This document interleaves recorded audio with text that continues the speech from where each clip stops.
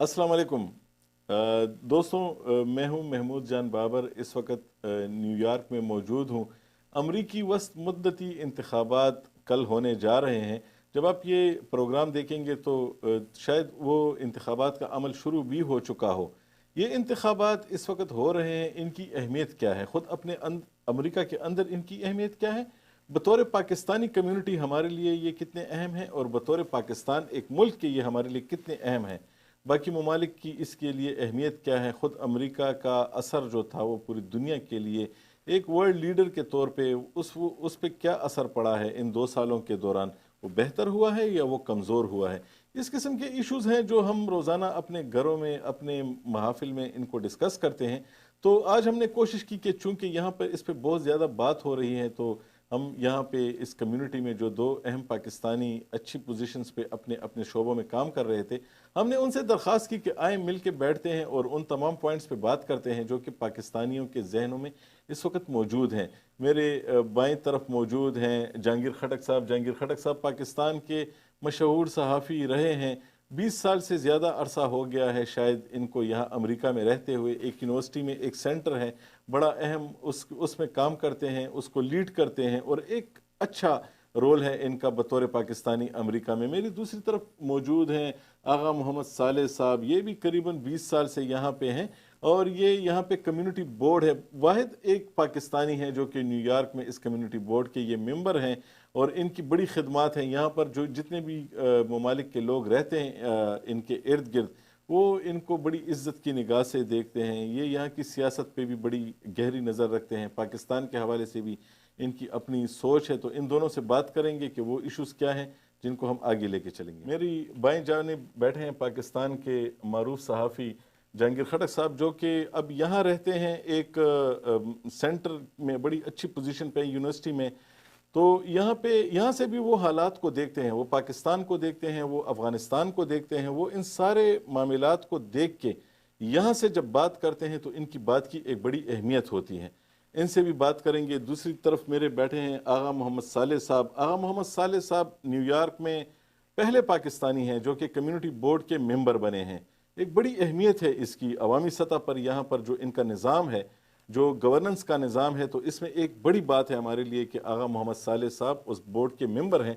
जहांगीर खटक साहब को हम वक्तन फ़ौक्तन मुख्तलिफ टीवी चैनल्स पे देखते हैं। जब आप बात करते हैं तो हमारे जहन में सवाल आते हैं कि होने क्या जा रहा है। हम तो ये समझ रहे थे वस्त मुद्दती इंतखाबात हैं, कोई ख़ास फ़र्क नहीं पड़ेगा। कितने अहम हैं ये इंतखाबात? बहुत शुक्रिया महमूद जान साहब।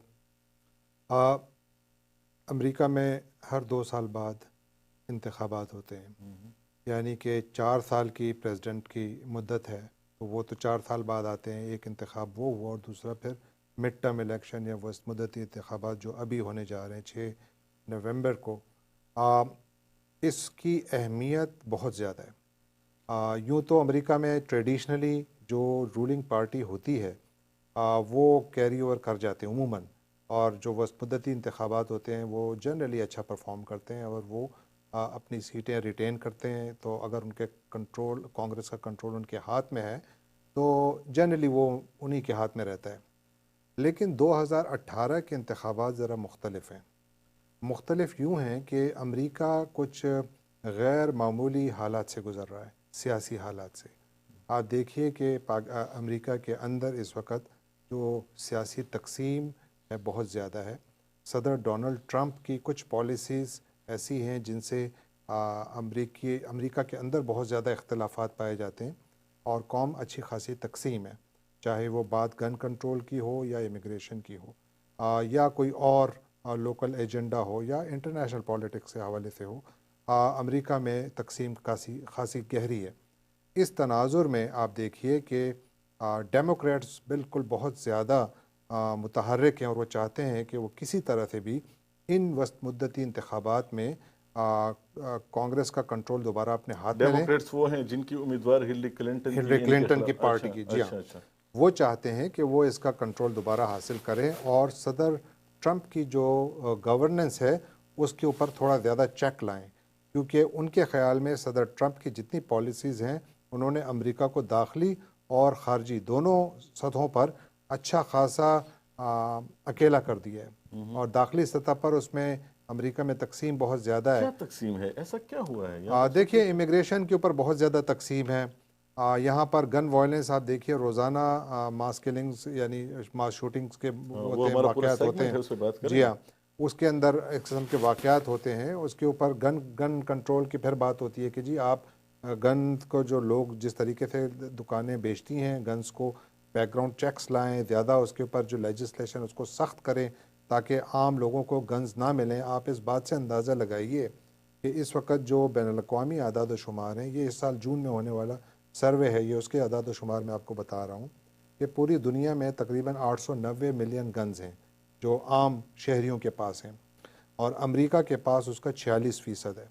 अमेरिका के शहरी जो हैं उनके पास 46% तो है, हम यानी तो ये समझते हैं 30 करोड़ के मुल्क में तकरीबन 4 करोड़ गन्स हैं लोगों के पास। हम तो ये समझते हैं कि जहाँ पे कानून की हुक्मरानी हो तो वहाँ पे हथियार नहीं होते, तो ये कैसे मुमकिन हुआ कि अमरीकी देखिए यहाँ पर जो दो सोचें हैं। एक सोच वो है जो समझती है कि गन्स हमारा राइट है, वो सेकंड अमेंडमेंट जो अमेरिका का जो कानून है उसके सेकंड अमेंडमेंट का वो वास्ता देते हैं, उसका रेफरेंस देते हैं कि इसके तहत हमें बिल्कुल हक हासिल है कि हम गन्स रख सकते हैं। लेकिन दूसरी लॉबी ये समझती है कि आप गन्स रखें लेकिन गन्स को हासिल करना मुश्किल बनाया जाए, प्लस हर गन की हसूल जो है वो उसके ऊपर पाबंदी लगाई जाए। मसलन ऑटोमेटिक वेपन्स जो हैं, जो असॉल्ट वेपन्स हैं, जो कि अक्सर इस किस्म की मास शूटिंग्स में इस्तेमाल होते हैं, उनके ऊपर मुकम्मल तौर पर बैन लगाया जाए या उनके हसूल को इतना मुश्किल बनाया जाए कि वो गलत हाथों में ना पहुँचें। तो ये एक बहुत बड़ी बहस है जो यहाँ पर ये चल रही तकसीम है। चल रही है। तकसीम पे भी बात करेंगे। आगा साहब से पूछेंगे, आगा साहब 20-25 साल आपको यहाँ हो गए, हमने देखा कम्युनिटी में लोग आपकी काफ़ी रिस्पेक्ट करते हैं। हमें ये कहा जाता था कि पाकिस्तानी जो हैं तो उनको अच्छी नज़र से नहीं देखा जाता, यहाँ पर उनके लिए काफ़ी मुश्किलात हैं। लेकिन मैं तो जिससे भी मिला तो काफ़ी बेहतर पोजीशन में है। आप कम्युनिटी बोर्ड के मेंबर मुंतखब हुए, इसकी क्या अहमियत है? और ज़रा ये बताएंगे, वो जब आपसे पहली मुलाकात हुई थी तो जब पूरी दुनिया कह रही थी कि हिलरी क्लिंटन ये इलेक्शन जीतने जा रही है, पाकिस्तान से लेके अमेरिका तक हर जगह हम तैयारी ही करके ये आए थे कि हम इस इलेक्शन को ऐसे कवर करेंगे कि जैसे हम हिलरी की जीत को यहाँ पे कवर करने आए हैं। तो वो उस वक़्त के हालात में आपने ही वाहिद मुझे बताया था जब जंगीर खटक साहब ने आपकी मुलाकात कराई थी कि ट्रंप जीतेगा। तो वो उनका जीतना, वो सारा वो एक बैकग्राउंड था, वो क्या था आप ज़रा बताएंगे? दोस्त सुनना चाहेंगे। आपका सवाल खासा लंबा है और मैं कम्युनिटी बोर्ड से शुरू करता हूँ। और जो इन्वॉल्वमेंट है और पाकिस्तानियों को अच्छी निगाह से नहीं देखा जाता, ऐसा हरगिज़ नहीं है। ये आपके उस इनफरादी रवैये पे मुनहसर है कि आप इस सोसाइटी में कैसे अपना किरदार अदा करते हैं, और वो किरदार जब रिफ्लेक्ट करता है कलेक्टिवली तो फिर वो टाइटल होता है पाकिस्तान, हिंदुस्तान, बांग्लादेश, या जहाँ हमारी कम्युनिटीज़ कंडेंस्ड रहती हैं। जैसे कोनी आइलैंड में पाकिस्तानी बहुत हैं, जैक्सनाइट के एक हिस्से में बांग्लादेश के लोग मौजूद हैं, दूसरे हिस्से में नेपाल के लोग मौजूद हैं, तीसरे हिस्से में पाकिस्तानी हैं। तो वो ओवरऑल एक कंपैरिजन होता है। उस कंपैरिजन को हम नए नए जब आते हैं तो अपने साथ वो सारी चीज़ें लेके आते हैं। वो विरसा जो हमने वहाँ लाइफस्टाइल है उसी लाइफस्टाइल पे लिव करते हैं। जैसे एवरीडे लाइफ में पान का पीक फेंक देना सड़क पे चलते हुए, या हाथ में कोई गार्बेज है वो फेंक देना, तो वो आपको उन एरियाज़ पे रिफ्लेक्शन नज़र आएगा। उसी बुनियाद पे आपको तयन किया जाता है। बाकी जो चीज़ें हैं जिसको आप यूँ देखें कि जो दुनिया बदल रही है, मुझे याद है कि उस इलेक्शन में मैंने आपसे एक बात कही थी कि 9 नवंबर का जो सूरज होगा वो एक मुख्तलिफ दुनिया होगी, एक मुख्तलिफ अमेरिका होगा। और बहरहाल इसके साथ ये है कि जो दुनिया के पोल्स थे, CNN था, यूरोप के जो पोल्स थे या यूरोप के मीडिया हाउसेस थे, ये पूरी दुनिया के, उससे पहले मैं बरतानिया में भी था और हिलरी के बारे में एक बड़ी ओवरवेलमिंगली लोग सोच रहे थे कि वो आएंगी। वो एक पॉपुलर कैंडिडेट थी, और वो पॉपुलर कैंडिडेट इसलिए कि वो फर्स्ट लेडी भी थी, सेक्रेटरी ऑफ स्टेट भी रहीं, उनका एक इंटरनेशनल ग्लोबल एक्सपोजर था। अब उनके मुकाबले में जो फाइनल कैंडिडेट थे वो ट्रंप थे। अब इससे ज़रा पहले चले जाएं, जो अमेरिका में सदारती इंतखाबात के लिए प्राइमरी का जो एक प्रोसेस है वो बड़ा कठिन, मुश्किल, दुश्वार गुजार रास्ता होता है उन कैंडिडेट्स के लिए, जिसमें हर पार्टी से, डेमोक्रेट पार्टी से और रिपब्लिकन पार्टी से 2-2, 3-3, 4-4 लोग आपस में फ़ाइट करते हैं اور وہ فائنل کینڈیڈیٹ فائنل راؤنڈ کے لیے چناؤ کرتے ہیں. تو جو آپ یہ دیکھیں کہ اس امریکہ کے اندر جو پرائمری تھی 2 سال پہلے، وہ جو پرائمری تھی وہ بہت امپورٹنٹ تھی. اس پرائمری میں جو ڈونلڈ ٹرمپ جس پچ پہ کھیل رہے تھے اور ایک ایز پولیٹیشین ایمرج ہو رہے وہ تھے. کہتے ہیں کہ لوگ امریکہ کو انہوں نے تقسیم کر دیا تھا. کیا تقسیم کی تھی امریکہ میں؟ جی بالکل. دیکھیے سیاست کے اندر 2 اصول کار فرما ہے. ایک یہ ہے کہ آپ ریفارمز کی بات کرتے ہیں، آپ ایک اپنا منشور دیتے ہیں. دوسرا یہ ہوتا ہے کہ آپ ڈراتے ہیں. تو میں بڑا مشکور ہوں پریزیڈنٹ ڈونلڈ ٹرمپ کا کہ انہوں نے اس پروسیس کو، جو پروسیس میں بھی اگلے 50 سال میں کمپلیٹ نہیں ہو سکتا میرے لیے یا میرے بچوں کے لیے یا ان امیگرینٹس کے لیے، وہ انہوں نے اس کو he has become a catalyst for that. اور وہ کیٹلسٹ اتنا اچھا ثابت ہو رہا ہے ہمارے لیے کہ ان کی جو پالیٹکس کا جو سلوگن تھا وہ فیئر اینڈ گریڈ تھا. یعنی سیاست میں جو خوف کا نعرہ دے گا. اور پاکستان کے حوالے سے اگر میں بات کروں تو مجھے یاد ہے 88 میں نواز شریف نے جو جاگ پنجابی جاگ کا جو نعرہ لگایا تھا پنجاب میں، اور جس طرح سے انہوں نے کیپٹلائز کیا تھا، اسی طرح سے انہوں نے ایک نفرت انگیز نعرہ لگایا ہے. انہوں نے امریکہ کو جگانے کی کوشش کی ہے، انہوں نے وائٹ سپرمیسی کو لانے کی کوشش کی ہے، اور ٹھیک ہے ان کا رائٹ بھی بنتا ہے. 2 سال گزر گئے، اس کا نقصان کیا ہوا؟ جس نام پہ انہوں نے کوشش کی تھی اس کا نقصان میں یہ بتاتا ہوں. اور کس سے ہوا وہ نقصان؟ اس کا نقصان انہوں نے پہلی بات تو یہ اپنے آپ کو پہنچایا. ان کا سب سے بڑا نقصان جو ان کی گفتگو تھی، جو ان کا جو سٹائل تھا، اس کا نقصان ان کی ذات کو ہوا. دوسرا بڑا نقصان امریکہ کو ہوا. امریکہ کو جو ایک گلوبل لیڈر کی حیثیت سے دیکھا جاتا تھا، آج دنیا میں امریکہ کا وہ امیج نہیں ہے. اس سے پہلے کہ میں اگلے حصے میں جاؤں آپ کے، میں آپ کو ایک عرض کروں گا کہ اس وقت پوری دنیا میں قیادت کا بحران ہے. دنیا میں عالمی سطح کے رہنما ہوتے ہیں. آج پوری دنیا جو ہے عالمی سطح کے رہنماؤں سے محروم ہے. یونائٹڈ نیشن سے لے کر اور انفرادی طور پر ملکوں کی صدارتوں اور وزارت عظمیٰ کے جو حوالے سے جو لوگ موجود ہیں، ایون رشیا کے جو پیوٹن ہیں، ان کا وہ امیج نہیں ہے. چائنا کے جو صدر ہیں ان کا وہ امیج نہیں ہے. امریکہ کے جو صدر ہیں دنیا میں ان کا وہ امیج نہیں ہے. اور دوسری طرف اگر آپ مڈل ایسٹ میں چلے جائیں تو جو سعودی عربیہ کا جو امیج تھا وہ ٹارنش ہو گیا. اس کے علاوہ جو ارد گرد ان کی خطے میں ممالک ہیں ان کے ساتھ نہیں ہے. تو عالمی قیادت کے ساتھ ساتھ علاقائی قیادت جو ہے مختلف ممالک کی، مختلف قوموں کی، ان میں قیادت کا بحران پایا جاتا ہے. یہ آغا صاحب نے جیسے کہا کہ تقسیم در تقسیم چل رہی آ رہی ہے، اس وقت قیادت کا بھی بحران ہے. تو ایک ایسی صورت میں اگر یہ جو ووٹ ہے یہ پڑتا ہے ٹرمپ صاحب کے گروپ کے علاوہ مخالفین کو پڑتا ہے، اس سے کیا اثرات پڑ سکتے ہیں؟ بڑے گہرے. اور اسی لیے ڈیموکریٹس، کیا اس کا کوئی خدشہ ہے کہ ایسا ہو جائے؟ دیکھیے جو انتخابات کے جو نتائج ہیں، امریکہ میں جتنی بھی سیاست ہوتی ہے تو بڑی ہی سائنٹیفک بنیادوں پر ہوتی ہے. یعنی کہ سوشل میڈیا کو بڑے مائنیوٹلی اس کو اسٹڈی کیا جاتا ہے، ٹرینڈز کو، پروجیکشنز کو بڑا سیریسلی لیا جاتا ہے. اور جس طرح میں نے کہا کہ یہ الیکشن اس لیے بھی اہم ہے کہ آپ دیکھیے پورا کا پورا ہاؤس آف ریپرزینٹیٹیوز یعنی 435 نشستیں ان پر انتخاب ہوگا، کیونکہ ہاؤس آف ریپرزینٹیٹیو کا ممبر صرف 2 سال کے لیے الیکٹ ہوتے ہیں، جو ہماری نیشنل اسمبلی کے برابر ہے. اور پھر ان کا جو سینٹ ہے، سینٹ کے 100 ممبران ہیں اور 100 میں سے 35 نشستوں پر انتخاب ہو رہا ہے. یعنی اسی طرح پاکستان میں جیسے ہوتا ہے وہاں پہ 50 کا بالکل، جی ہاں، 1/3 تقریباً، اس سے تھوڑا سا زیادہ. اور پھر 39 گورنرز کا، اسٹیٹ گورنرز کا انتخاب ہے. اور پھر ریاستی اور علاقائی جو اسمبلیاں ہیں ان کے انتخابات بھی ہو رہے ہیں. گویا کہ پورا سیاسی نقشہ آپ کا بدل سکتا ہے. سینٹ ہاؤس آف ریپرزینٹیٹیوز میں اس وقت جو پارٹی پوزیشن ہے، اگر آپ وہ دیکھیں تو ڈیموکریٹس کو 23 سیٹیں چاہیے کہ وہ دوبارہ ہاؤس کا کنٹرول حاصل کریں. سینٹ میں ڈیموکریٹس کو 2 سیٹیں چاہیے. اس وقت ان کی 47 سیٹس ہیں، 2 انڈیپینڈنٹس ہیں، لیکن وہ انڈیپینڈنٹس ہمیشہ ڈیموکریٹس کے ساتھ رہتے ہیں. اور 51 سیٹیں جو ہیں وہ ریپبلکنس کی ہیں. اور اگر میجارٹی اتنی ہی ہے کہ 51 اور 49 کی، جی ہاں، اپوزیشن کے پاس 49 ہے اور ان کے پاس 51 ہے. بالکل، اسے 2 سیٹیں چاہیے.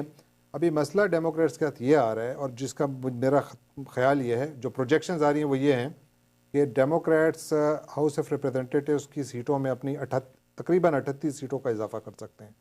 اور لیکن سینٹ میں ان کی جیت بہت مشکل نظر آ رہی ہے، کیونکہ جتنی 35 سیٹوں پر انتخاب ہو رہا ہے ان میں سے میجورٹی سیٹ جو ہیں وہ اس پہ डेमोक्रेट्स अपनी सीट्स का दिफा कर रहे हैं और कम सीटों पर रिपब्लिकन्स कर रहे हैं, जिसका मतलब ये हुआ कि डेमोक्रेट्स की जीत या हार दोनों का एहतिमाल ज़्यादा है निस्बतन रिपब्लिकन्स के। अगर वो हार गया, जिस तरह से अगर वो हार गया तो क्या होगा? अगर वो देखिए, अगर वो हार गया, अगर यानी सेनेट में डेमोक्रेट्स हार जाते हैं, लेकिन इस बात का बहुत कभी इम्कान है कि डेमोक्रेट्स हाउस का कंट्रोल ले लेंगे। अगर वो हाउस का कंट्रोल ले लेते हैं तो सदर ट्रंप के ऊपर बहुत बड़ा चेक आ जाएगा। क्या उनके लिए जितनी भी लेजिस्लेटिव एजेंडा उनका है, जो लेजिस्लेशन वो चाहते हैं, वो अब सदर ट्रंप अपनी टर्म्स पर नहीं कर पाएंगे। तो अभी भी उनको कॉम्प्रोमाइज करना होगा। अभी भी तो उन्होंने कानून साजी नहीं की, वो अपने इख्तियारात इस्तेमाल के बिल्कुल, लेकिन वो एक ख़ास हद तक जा सकते हैं, उससे ज़्यादा नहीं जा सकते।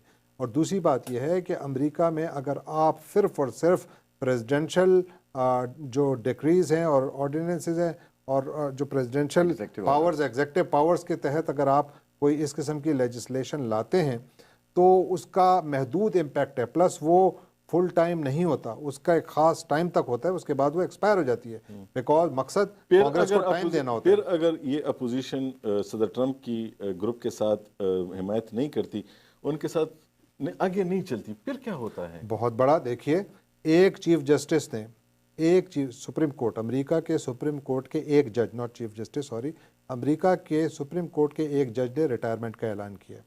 अमेरिका का जो सुप्रीम कोर्ट है, यहाँ पर टर्म नहीं होती है। यहाँ पर जब एक दफ़ा जज अपॉइंट हो जाता है तो वो अपनी सारी ज़िंदगी जज रहता है, यानी जज खुद ये इस बात का फैसला करता है कि वो कब तक सुप्रीम कोर्ट पर बैठना चाहता है। या तो वो फौत हो जाए तो सीट खाली होती है, या वो खुद वॉलंटरली ऐलान कर दे कि मैं रिटायर होना चाहता हूँ, तो फिर सीट खाली होती है। फिर उसको अपॉइंट सदर करता है, लेकिन उसका अप्रूवल कांग्रेस देती है।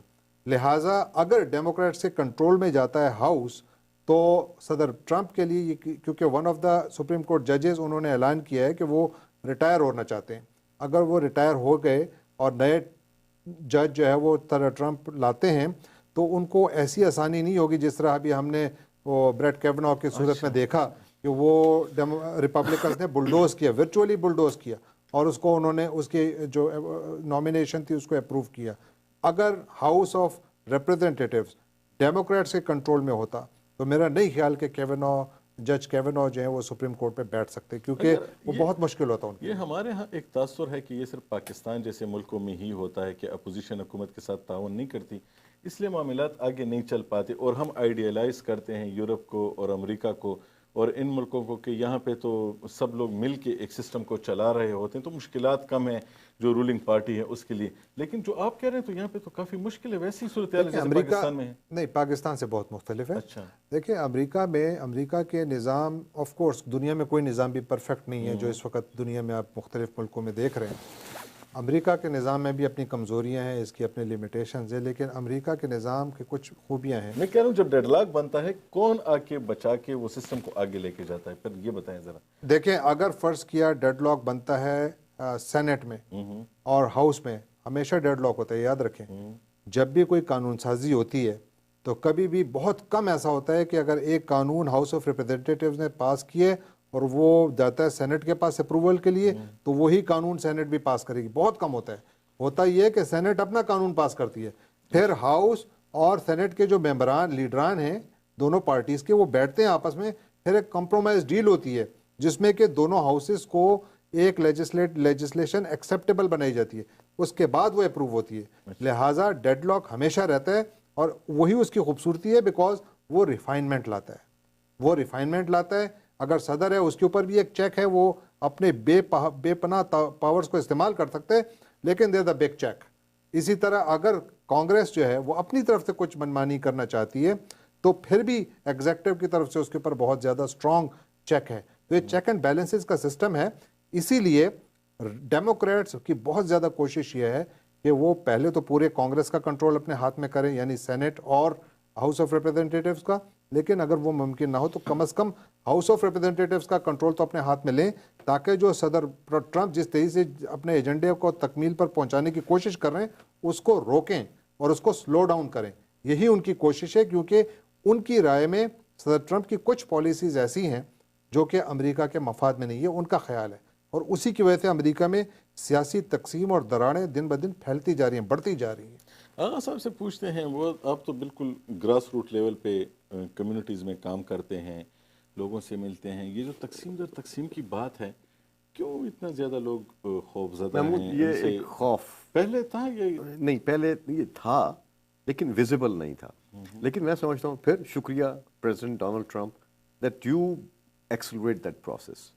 अमेरिका में अगर देखा जाए, America is a nation of diversity. दुनिया भर के ममालिक से लोग आते हैं और यहाँ जो कॉस्मोपॉलिटन सिटीज़ से अपना ज़िंदगी का सफ़र शुरू करते हैं, फिर दुनिया अमेरिका भर में 50 रियासतों में फैल जाते हैं, जहाँ जहाँ उन्हें उनकी मतलब का या उनकी मर्ज़ी का एजुकेशन, रोज़गार या लाइफस्टाइल मिलता है। तो अमेरिका के अंदर इस वक्त तो ये तय है कि 51% लोग जो हैं वो कलर्ड हैं।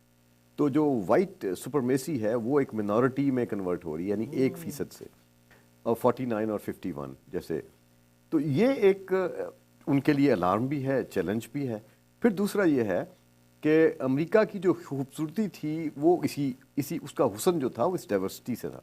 लेकिन बदकिस्मती ये है कि हर मुआशरे में ऐसे लोग मौजूद होते हैं कि जिन्हें अपनी उसका खौफ रहता है कि भाई कल हमारा मुस्तकबिल ब्लीक होगा, तारीक होगा, हम अक़लियत में हो जाएंगे। जैसे बरतानिया में है कि वहाँ दूसरे दुनिया के मुल्कों के लोग जो हैं वो अपना रोल प्ले कर रहे हैं। अमेरिका में भी ऐसा ही एक मुसलमान गवर्नर का इलेक्शन लड़ रहा है। इस इलेक्शन की अगर डायनामिक्स को देखें तो इसमें ख़वातीन की बहुत बड़ी तादाद है। इस इलेक्शन को देखें तो इसमें कलर्ड लोग बहुत ज़्यादा हैं। इस इलेक्शन को जो इस वस्त मुद्दती इंतखाबात हैं, मिड टर्म इलेक्शन, इसके अंदर तो आपको एक वैरायटी नज़र आएगी पॉलिटिक्स की। यही इस मुल्क की ब्यूटी है कि जो उस सिस्टम को वो प्लेस करती है। इसी तरह से अगर आप नीचे ग्रास रूट पे आ जाएं तो ग्रास रूट में भी ये है कि जो कम्युनिटी बोर्ड्स का एक सिस्टम है, ये रिफ्लेक्ट करता है कि आपकी ज़िंदगी की ज़रूरियात क्या हैं, जहाँ रहते हैं जिस इलाके में, वहाँ से एक लेजिस्लेशन का प्रोसेस शुरू होता है और वो रिफ़ाइन होता हुआ सिटी काउंसिल में, स्टेट में, और फिर स्टेट के अंदर भी 2 हाउसेस हैं, स्टेट सेनेट है और स्टेट असम्बली है, वहाँ तक जाता है। फिर उसका हेड एक गवर्नर होता है। तो ये सब प्रोसेस चलता है, हर स्टेट का इंडिविजुअल चलता है, despite of the foreign policy and economic affairs और दूसरी चीज़ें, या करेंसी के मामला या डिफेंस। बाकी हर स्टेट इंडिपेंडेंट एक यूनिट है, कंट्री है, वो अपने मामलात, अपने टैक्सेस इन कम्युनिटी बोर्ड से लेकर चलती है और उसको रिफाइन करती है। साहब, एक सवाल जहन में आता है कि जब हम देखते हैं सदर ट्रंप साहब जीत के आए तो 2-3 ऐसे मौके आए कि जब हमें पता चला कि पाकिस्तान और अमेरिका के ताल्लुकात बहुत ज़्यादा ख़राब हो गए हैं, और अब हमें लगा कि अब तो ये ताल्लुकात वापस कभी भी ठीक नहीं होंगे। और पाकिस्तान ने तो एक मौके पे ये भी कह दिया था कि वो हम आपको वेलकम नहीं करने जा रहे। अब उनका एक डेलीगेशन आ रहा था। ऐसी सूरत में क्या होता है, जो पाकिस्तानी यहाँ रहते हैं उनको उनके इस किस्म के ताल्लुकात के असरात पड़ते हैं? जी, असरात या होते हैं। फिर ये पाकिस्तानी क्या किरदार अदा करते हैं कि इस किस्म के ताल्लुकात को बेहतर किया जाए? ये असरात भी होते हैं, एक डिप्रेशन भी होता है। बहरहाल जो पाकिस्तानी मेरे जैसे या लाखों पाकिस्तानी जो इस मुल्क में आबाद हैं, उनके एक तार पाकिस्तान से जुड़ी हुई है। और पाकिस्तान में तासुर हमारे बारे में ये लिया जाता है कि हम अमेरिका में रहते हैं और एक बड़ी शानदार ज़िंदगी गुजारते हैं और वहाँ पे मतलब हमारी इकॉनमी बेहतर है, हमारा लाइफस्टाइल बेहतर है, लेकिन और हमें मुल्क की कोई फिक्र नहीं, हमें पाकिस्तान की फ़िक्र नहीं है। मैं समझता हूँ कि बैरून मुल्क आज पाकिस्तान जहाँ पे खड़ा है, जिस हाल में खड़ा है, और पिछले 70 बरसों से जब से ये आपके जो तारकीन वतन जो ज़र मुबादला पाकिस्तान को भेज रहे हैं, इनका कंट्रीब्यूशन है जिस वजह से पाकिस्तान चलता है। ये मैं बहुत इसको एम्फसाइज करूंगा इस बात को कि इनके कंट्रीब्यूशन से पाकिस्तान चलता है। मेरे ज़हन में सवाल आते हैं, पैसे तो आपने अपने घर भेजने ही भेजने हैं जी, तो उसमें अगर वो मुल्क के लिए हो ना हो, वैसे ही एक सवाल है, लोग पूछते हैं, ये हम तारकीन वतन की बात करते हैं, पाकिस्तान से आते हैं, ज़्यादा पैसे उनके होते हैं जो पाकिस्तान भेजे जाते हैं, तो ये बात क्यों की जाती है? ये इसलिए की जाती है कि ये आपकी मुल्क की इकोनॉमी को स्ट्रेंथन करती है, आपको एक कुशन देती है, रूम देती है, बैंकरप्ट होने से बचाती है। आज भी जो आप IMF से मार्जिन ले रहे हैं, जो गैप ले रहे हैं, वो continuous flow of the money है फॉरेन एक्सचेंज का जो पाकिस्तानी भेज रहे हैं। अगर ये पाकिस्तानी ये बंद कर दें तो पाकिस्तान तो बैंकरप्ट है। तो वो 24 बताएं घंटों ना में कि वो जो bankrupt है। ताल्लुकात ख़राब होते हैं तो उसमें ताल्लुकात जब खराब होते हैं वो प्रेशर हम पे आता है। क्या हमें ये महसूस होता है कि ये जब ताल्लुकात ख़राब होंगे और खुदा ना खास्ता इनके अंदर वो एलिमेंट चला गया कि जैसे आप अपोजिशन में चले गए, तो वो अपोजिशन जो है वो आपके ट्रैवल पे, आपके अपने रिश्तेदारों से डिस्कनेक्ट कर देगी आपको। ईरान के साथ जैसे अमेरिका के ताल्लुकात हैं, और जो ईरानी अमेरिका में बसते हैं उनको मैं देखता हूँ उनकी मुश्किलात क्या है। जब इराक में जंग हो रही थी तो इराक के इराकियों की मुश्किलात मैं देखता हूँ कि वो क्या हैं। اسی طرح سے مختلف ممالک کے ساتھ جب امریکہ کے تعلقات خراب ہوتے ہیں تو ان کے وہ جو تارکین وطن ہیں انہیں ایک بہت بڑی اس کی پرائس پے کرنا پڑتی ہے۔ جی، اس پہ مزید بھی بات کرتے ہیں، تو یہاں پہ وقت ہوا ہے ایک چھوٹے سے وقفے کا، دیکھتے ہیں اپنے اگلے سیگمنٹ میں پھر بات کریں گے کہ کون یہ آنے والے الیکشن جیت سکتا ہے، اور اگر جو نہیں جیتے گا تو اس سے کیا فرق پڑے گا۔